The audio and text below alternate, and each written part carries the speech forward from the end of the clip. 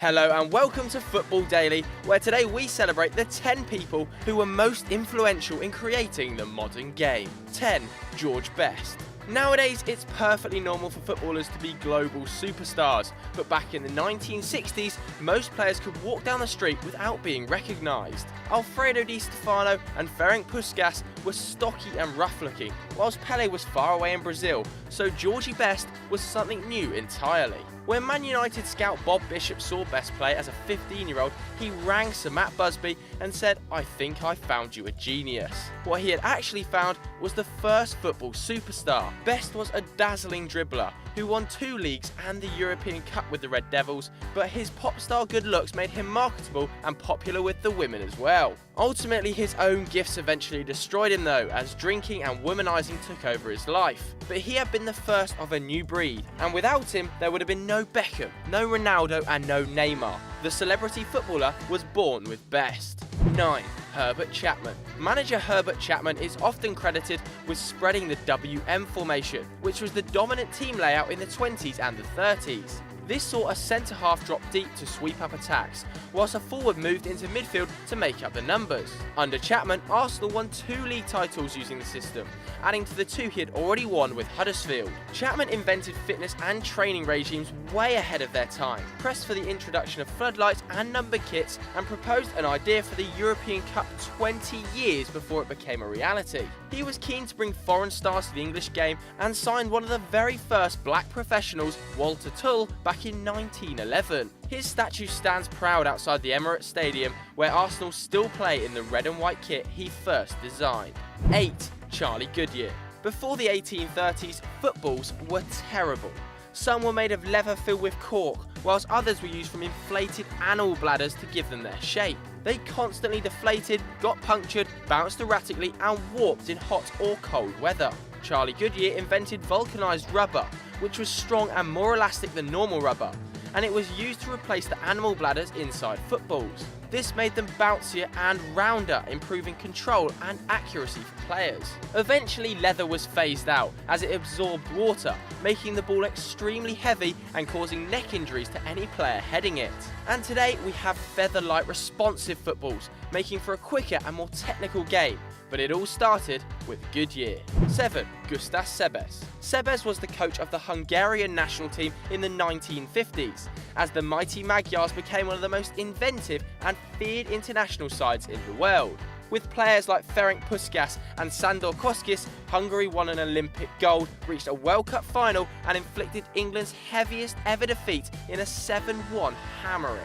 Sebeş put his players on a strict fitness regime and took regular training sessions, treating the national team like a club side. His 2-3-3-2 formation discarded the 3-forward system popular at the time in favour of a false 9, and as centre-backs man-marked in those days, this would draw a defender into the midfield and leave space in behind. That clever move bought Puskás 84 goals in just 85 international games, and Kocsis an insane 75 in 68. In 6 years and just 50 games, Hungary won 42 and drew 7. They only lost the 1954 World Cup final.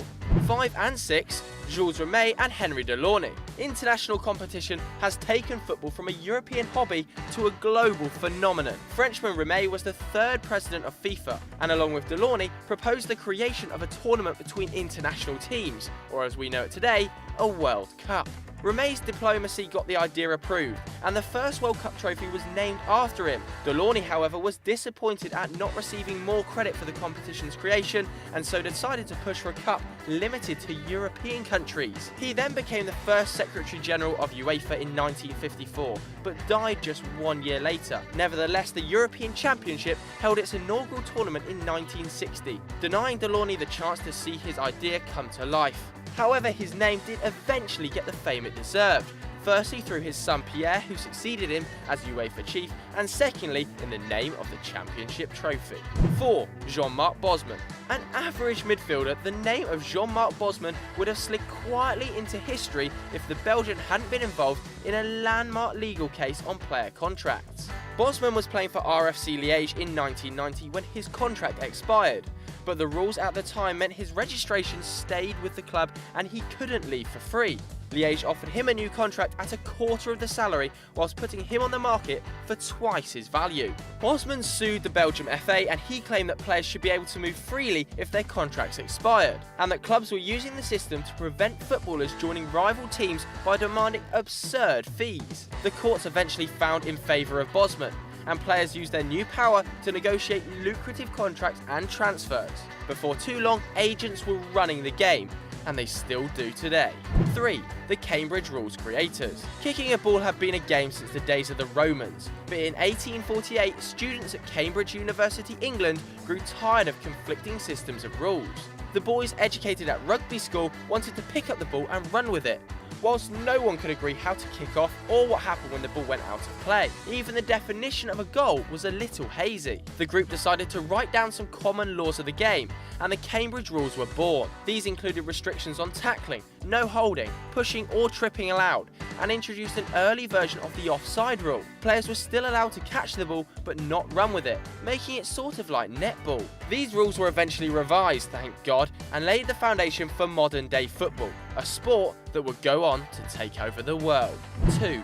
Jimmy Hill. Once a player at Fulham, Jimmy Hill's list of contributions to football is long and impressive. As head of the Professional Footballers Association, he scrapped the cap on players' wages, previously £20 a week, ushering in the wage inflation which has led to Lionel Messi picking up €40 million in 2016. Hill pioneered club branding at Coventry City, introduced a new kit, a club song, a radio station and a mascot in the Midlands side, in a move soon copied across the globe.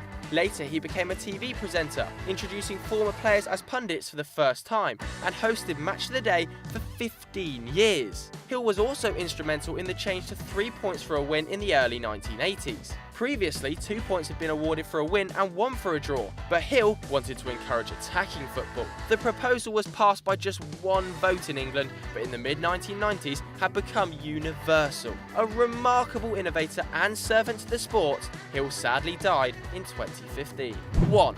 Johan Cruyff. You play football with your head, and your legs are there to help you, said Johan Cruyff. And the Dutch legend remains perhaps the only man who was both one of football's greatest ever players and one of its most influential thinkers. Alongside coach Rinus Michels, Cruyff pioneered total football with Ajax and the Netherlands. The Amsterdam club had long made their youngsters play out of position in order to learn more about the game. And the Dutch too used this to create a fluid and unpredictable system, with players interchanging. It took them to a World Cup final and Ajax to 3 European Cups in a row. Always destined to be a coach, Cruyff proposed that Barcelona create an Ajax-style academy whilst he was a player at the club. La Masia was therefore founded, going on to produce the likes of Xavi, Iniesta and Messi, while Cruyff coached the club to a Champions League win in 1992. In the process, he shaped the football philosophy of Pep Guardiola, who built his world-conquering Barcelona side in the 2000s. Talented, intelligent, short-tempered and outspoken, Cruyff was football's greatest visionary. As Guardiola said, Johan Cruyff painted the chapel, and Barcelona coaches since merely restore it. For us, Cruyff invented modern football, and everything since is purely a cover version. So there we have it, but what do you guys at home think? Let us know in the comments below. And if you enjoyed this video, why don't you click here for loads more great content, and down there to subscribe. And as always guys, we'll catch you later.